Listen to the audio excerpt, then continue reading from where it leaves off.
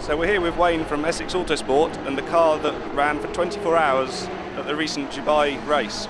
Wayne, can you tell us how the car performed and how well it lasted? Thanks. Good afternoon, Andrew. The car performed excellent. We were above expectations, really, for the limited time of preparation we had. We got the call from our friend Mr. Golding. How do you fancy doing a 24 hours in Dubai? And we had 2 weeks to basically strip, build the car, and assess from the suppliers, obviously the supplier parts within that time. So it's quite stressful when we had weather issues as well for the heavy snow we had, to get it transported to go to Hock in, I believe in Belgium, no not Belgium, Holland, to get the car over to Dubai on the freight. So yeah, it was quite hard. So it was a non-stop 2-week period from supply to strip to build, get the car dyno tested, remapped, engine rebuilt, running on a crate, ready to go. And we don't see it for probably 6 weeks. And the first test of the car after the build was actually on the circuit. So I've got to say, full marks to the team at, of course, Essex Autosport for having that, literally that balls to deal with that and get it done in that 2-week period with no error. So it's very good. Very good. Great stuff. And will there be any changes you'd make to the car for the future? As I understand that it's soon to run in a 24-hour race in Barcelona. Yeah, it's going to Barcelona in September this year. The majority we learned from that is basically the freight issues with relative to backup and what the supply required, the team behind the car, behind the drivers.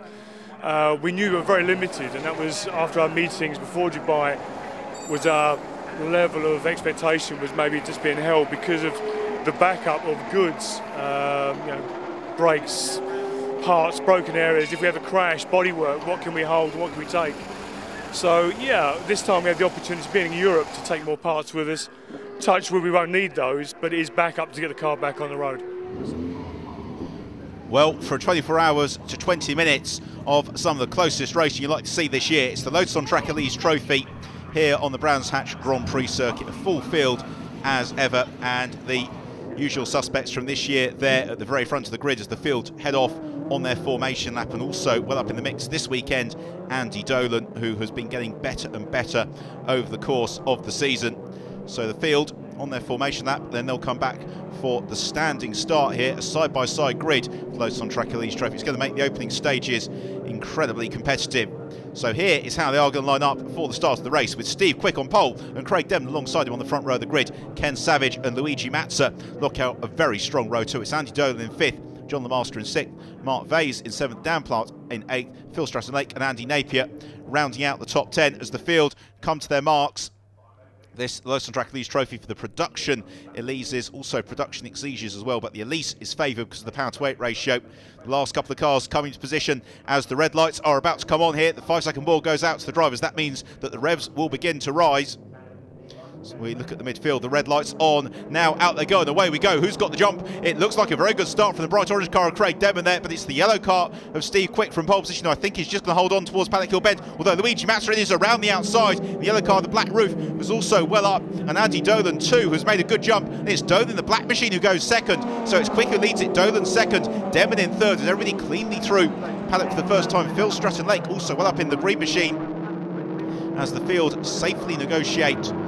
Druids, for the first time, they plunge down the hill towards Graham Hill Bend as Dan Plant looks to make the move on Phil Stratton-Lake. That's Dave Carr, also trying to go up the inside of Mike Vase. But look at these leaders, because it's Andy Dolan who draws alongside Steve Quick. It's Quick to the inside, though, Dolan to the outside. So I think Steve Quick is going to hold on in the lead of the race, at least momentarily, as the rest of the field pour through. Now onto the Grand Prix look, where we go 3 abreast for second place, because it's Demon who's the meat in the sandwich. Ken Savage also looking to make progress as the rest of the pack charge through, but down the hill towards Hawthorns, and it is still Quick from Dolan. Then it's Mazza who's gone 3rd, Demon 4th, Ken Savage in 5th, Dan Plant 6th, Stratton-Lake in 7th, John Lemaster a little bit further back on the tail of Chris Dunster in the sky blue number 11 machine.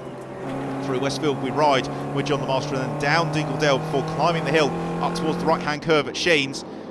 Look at this from the leaders. They're almost side by side, 2 rows deep there as they climb up the hill. Fantastic racing, but it's still Steve Quick who's just got the advantage over Andy Dolan. This is Dolan's best showing of the year so far. He's had the pace, but not necessarily the luck. Will it hold out today? as we come through to complete the first lap of the race, and still Steve Quick has just about got the slenderest of advantages. Superb racing really throughout the field. They're all running more or less in one long line as things currently stand, which is exactly what we wanted to see. Although we go side by side for the lead. Again, Dolan looking to the outside here as Steve Quick under-braking towards Paddock Hill Bend, and Dolan's going to challenge here around the outside. This could leave vulnerable to attack from Luigi Mazza as they come up the hill towards Druids, because it's Mazza who's now got the track position. He's got the inside run Andy Dolan. We climb the hill towards Druids. Steve Quick goes defensive. Dolan keeps his foot in around the outside, and there's still Mazza and Denman lurking with intent. They go 3 abreast on the Exeter Druids down the hill towards Graham Hill Bend, and Steve Quick holds on unbelievably. The order doesn't change despite running side by side through all those corners. It's now Denman in the orange car's opportunity to pounce, but Denman, he must have missed a gear. He slows, and it's now Ken Savage who moves up into 4th position, taking the opportunity to lead the fight against Luigi Mazza. In car with John the Master, who doesn't lead up to his surname in his taking of Druids. There, a slight spin. He is going to rejoin a couple of places down the order as we go back to the front of the field and through Hawthorns. It's still Quick from Dolan, then Luigi Mazza, who has had an emphatically successful 2011, and then the man who won both races at Snetton at the very start of the year. That's Ken Savage, who is making very good progress there in the number 5 car, and then Craig Denman just slightly adrift there and definitely struggling. Denman's got a real problem there. He really has slowed. So Denman dropping back all the while. A great shame there for the Welsh driver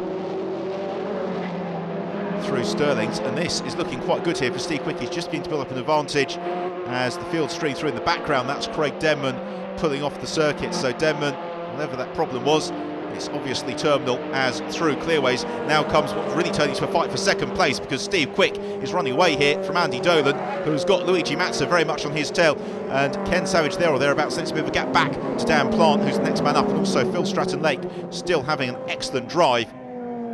They fan out under braking once more in towards Paddock Hill Bend, but Dolan holding the inside line here as they plunge down the hill. He's going to make Mazza do it the hard way. That means driving around him, and in these, to all intents and purposes, identical Elises, that's very hard to do, because it really does come down to driver skill above all else. As out of Druids and down to Graham Hill Bend, Andy Dolan taking the correct racing line through Graham Hill Bend. So again, Matt's in trouble. Here is the replay of Craig Denman pulling off the circuit. And unfortunately, from there, on the entry to Sheen, it's a very long walk back to the pits. So Craig Denman, a reluctant spectator, although if you've got to be a spectator of any race, then this is certainly a good one to be watching, because we've got a fantastic fight here for second place, as still Mazza piles the pressure onto Andy Dolan as they come down Pilgrim's Drop on towards Hawthorns, and Mazza looking to the inside of Dolan into Hawthorns. That is a brave move. The corner, you just move it down through the gears and let the camber take you around. And then up the inside into Westfield, and here Mazza makes his move, but no, he doesn't, because Dolan just holds on around the outside as Quick's gone off. Steve Quick, the race leader, goes off. Disaster for Steve Quick. He's got 1 win to his name already this year from Silverstone back in April, but Steve Quick spinning right down the order at Westfield, and he will be absolutely distraught with that. So the fight with Andy Dolan now becomes the fight for the lead of the race as they exit Stirlings and come back into our view here at Clearways, and we've got the 3 leaders covered by about 3.5 car lengths here. There's absolutely nothing to choose between them.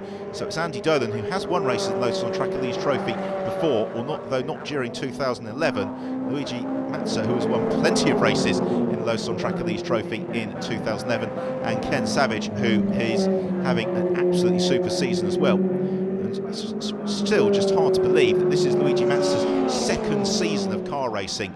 He is so relatively inexperienced in terms of racing these Elises, but he always goes very well. He really has done since his very early days in the series.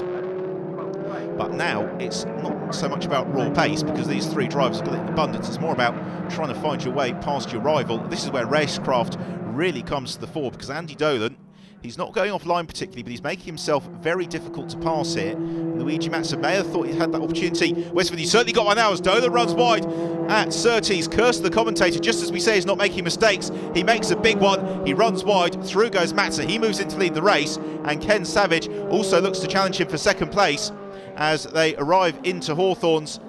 No, Dolan holds the racing line around the outside there from Ken Savage. A replay further down the field, and that is Tanya Mann, who attempts a reverse parallel part through Westfield. Not something you want to do that often. She's going to rejoin without too many problems.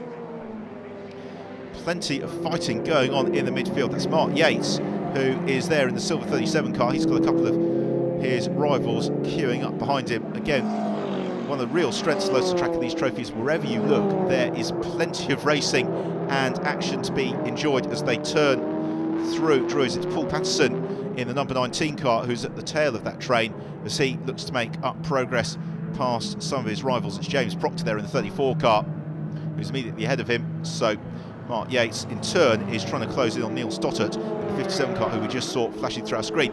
That's Mike Vase who makes contact there on the replay with Chris Dunster. Dunster losing out, and Mike Vase, well, nothing fragile about that manoeuvre. He continues and gains the place. Back to this Mark Yates battle, and this is Greg Noble behind him as we've got an incident up ahead. It's Paul Baker who has gone off, and I think that's Graham Tavender who he's come into contact with in the 177 car. Yes, it is. So the recovering John Lemaster goes past the scene of the incident, and Tavender and Baker, I suspect, are going no further. Yes, look at that. The right rear of Baker's car crabbing badly. Now, will this have any impact on the race leaders, or will Tavender and Baker have sorted themselves out by the time that Ken Savage is it who will arrive in the lead of the race in 30s? Yes, it is, because Savage goes through at Graham Hill Bend. He takes the lead away from Luigi Mazza, so it's now Savage who goes into the lead of the race. Mazza demoted into second. Let's hope the accident has been cleared. This is where they had their coming together.